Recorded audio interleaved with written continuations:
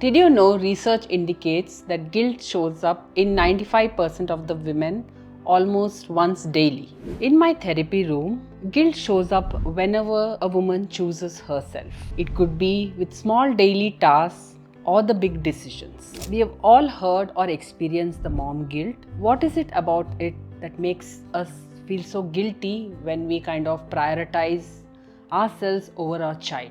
Is it coming from a place of motherhood being linked to sacrifice and caregiving that makes you feel so guilty every time you choose yourself over your child?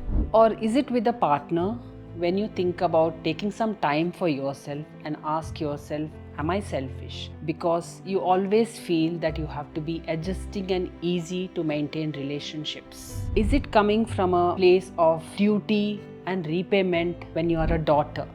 When you feel that having a difference of opinion or stating what you want does not go as per what your parents want.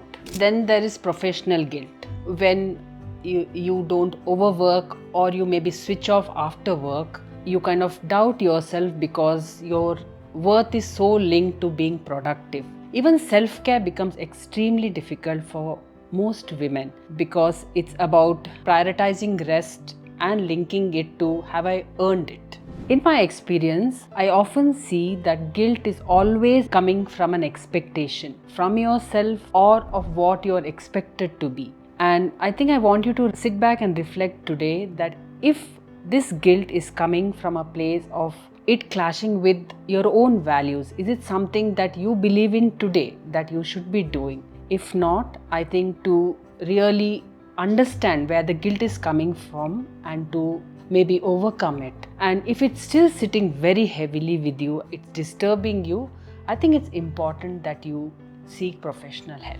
Maybe it's important to re-evaluate what are the expectations you have from yourself versus what other people have from you.